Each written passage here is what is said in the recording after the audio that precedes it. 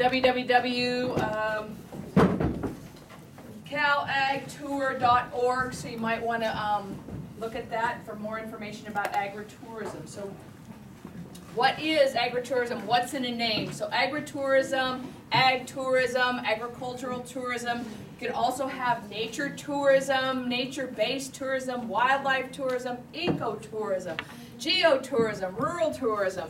It's all about grabbing tourists and bringing them to your operation and giving them an experience. Well, when you're dealing with agriculture, it makes sense that it's now agriculture tourism. So it's ag tourism. So you're looking at an adventure tourism and active tourism because that's what people want. We're finding is that they want to have an adventure. Maybe it's a cultural experience. So maybe you've got some kind of aspect of growing food or some cultural, spiritual type tourism or experiential tourism. So how can they have some kind of lasting experience?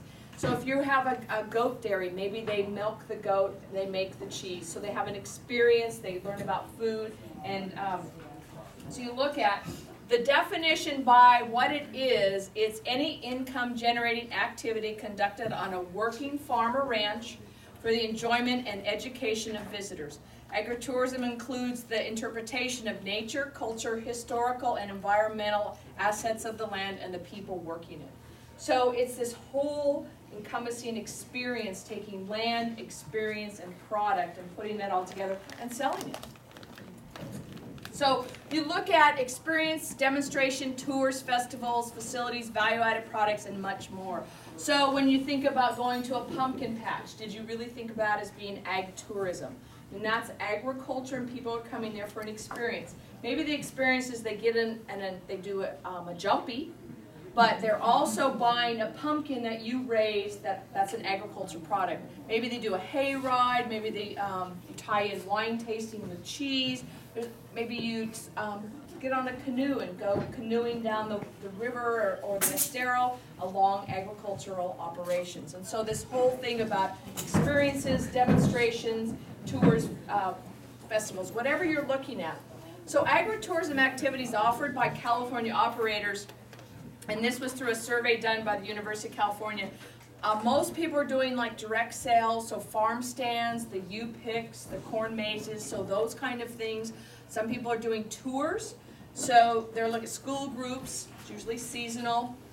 Experiences, again, so kind of those hands-on demos, tastings, and then the facilities. So maybe you've got a nice place that you might think about having a wedding. You might have a barn, and you might have a barn dance. You could have a farm stay, or maybe a harvest dinner. So one of those where you're out in the field and actually having a dinner with products maybe that you've raised on your farm, and then you have them presented that night.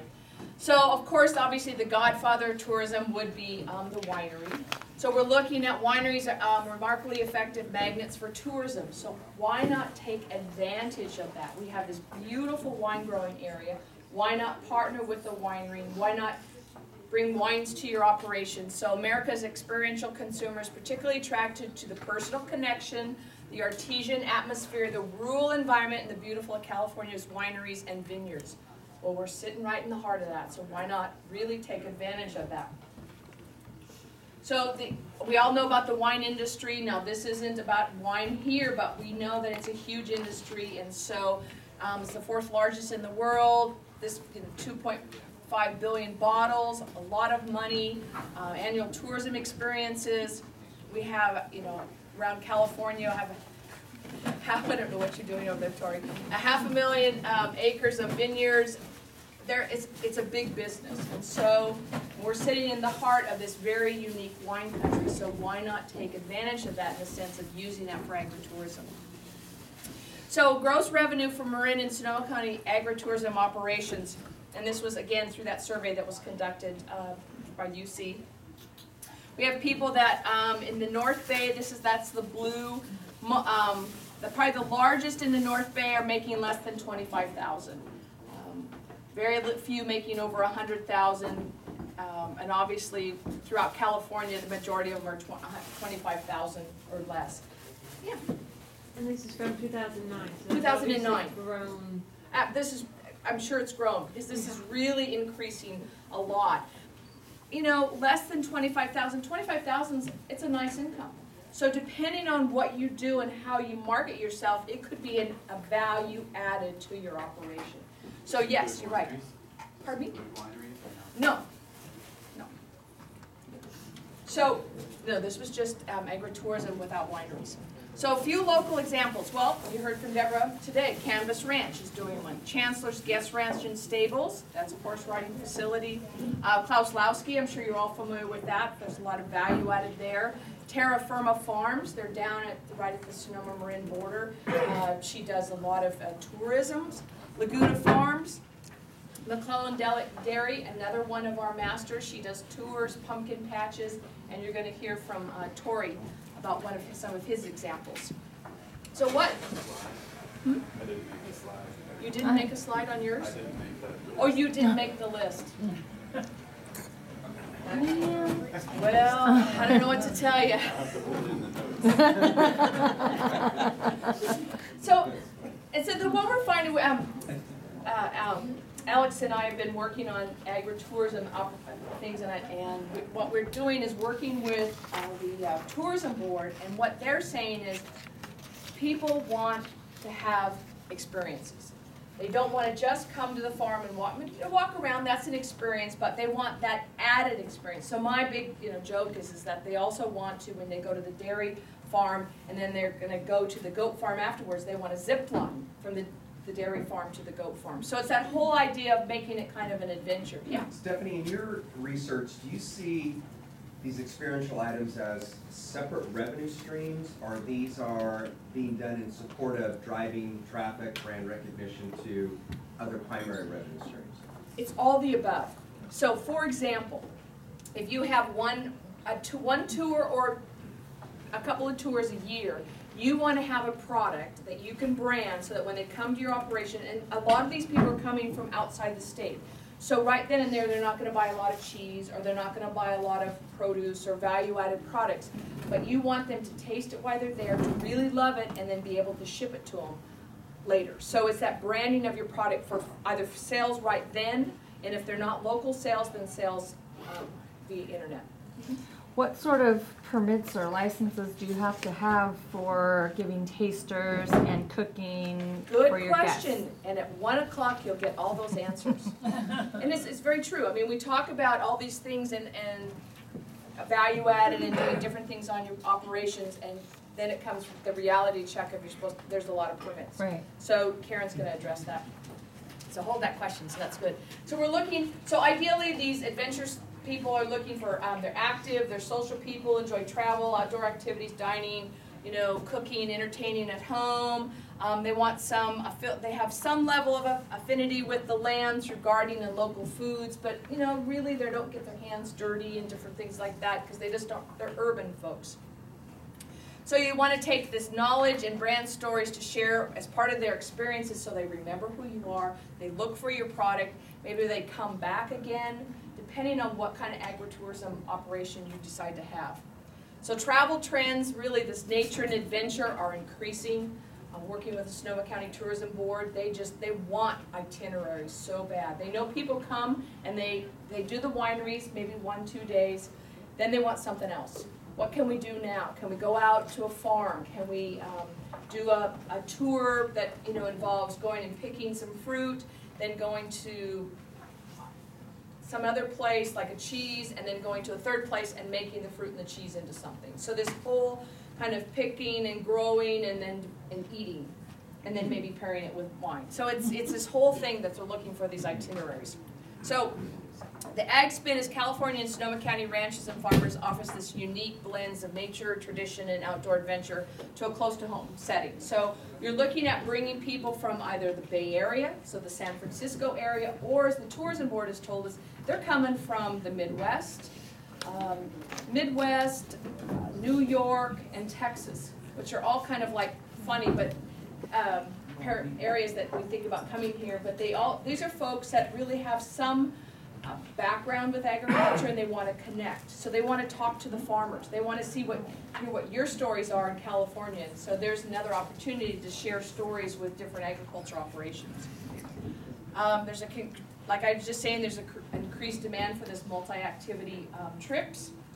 So you want to partner with varieties. So what we've tried to do is have you guys look at regions. So if you've got a couple of people in your region, I know Jason's looked at that as far as they've got a few people around in his area that you can do 2 or 3 stops, minimum travel. Perhaps you have a bicycle tour or a Vespa tour, look at doing your operations. So now we've got, people are on their pedal bike, they pedal out to your operation, they milk the goat, they pedal to the next operation. Maybe in that pedaling, they've hooked it so they've made cheese in the process of doing it. And then they get to the 3rd operation and they take the cheese and whatever other products and make a nice meal of it, and then they pedal home. So it's this whole idea of thinking, what value added might I add for my my products. So purchasing, a lot of people are upscale. They want, some of the ones that have won fancy food shows is one of our Bellwether Farms is again one of our masters.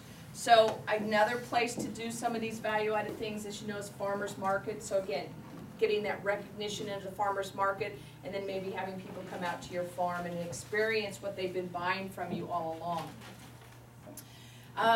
We have a lot of cheese, as you know, a lot of artisan cheesemakers here. Some of them are open to the public. We have that cheese map. So again, that's that whole agri-tourism kind of thing, is getting it out there, pairing with other cheesemakers so people can go, just like they would go to 2 or 3 wineries. Jason's got the cheese map. If you guys haven't seen it, that's another great thing to look at as far as a way to value add your products. And maybe you don't make cheese, but maybe you make something else that you could pair with cheese. Or pair with some other thing, cheese and sauerkraut. I mean, there you go. That whole, maybe if you would go out and pick cucumbers, make the pickles and make the sauerkraut. I mean, and you'd know how he made that sauerkraut the next time you saw it, or maybe you just want to start buying it online kind of thing. So it's that whole giving people the experience of where their food comes from. How many of you guys have ever done or ever been on a farm dinner? So you're sitting right out in the farm. You're in white tablecloths, fine china, right in the middle of the area, and you're fed, gourmet food, local food, maybe food you collected. It's probably paired with a wine, and so you're having this whole experience. And so seasonal dinners, it talks about that you have your opportunity to really push your product right then and there. People pay $100, $200 per dinner for these to sit out in the field. And so it's another really kind of fun opportunity. We've got a nice chef out there. Of course, there's a permit involved and everything else, but again, another way to sell your product, sell your farm. And as Paul mentioned, that whole aspect of branding, and branding keeps, you want to, years ago we had Sonoma Select, now it's Made Local, Sonoma County. They're going to, Made Local is also going to go so where you can do Marin County, Mendocino County, Napa, and Lake County. So we're expanding to this regional area. And so you know about Oliver's, and Tom was here and talked about that whole idea of branding. So it's that tying of, if you've got your product, say at Oliver's, and you could then have people really like it, and then you invite them for a farm dinner, you make a little bit more profit, and maybe you sell more product to your to the consumer. So there's options there. Now there's a new effort that maybe you want to jump right on the bandwagon with, and this is this new branding that's come out from the tourism board and the vintners, and it's Sonoma County. And what they're doing is they're connecting the region, wineries, and other destinations under the Sonoma County brand, and it's understanding and awareness of all Sonoma County and all it has to offer. So it's really focusing right now on Sonoma County wines. But the interesting part, when they talk about how they developed this brand, they go back to the agriculture heritage. So they're bringing it back to agriculture, and so they're going to be using this brand. You're going to start seeing it on all the wines and different things like that. If you're selling a product and you want to jump on this, here's a new brand that the tourism board will help promote for you, and so it helps market your product. So that's one you can think about. Obviously, constraints. Karen's going to talk about permitting, liability, transportation, a lot of different things like that are constraints. We have an ag ombudsman that can help you through the processing.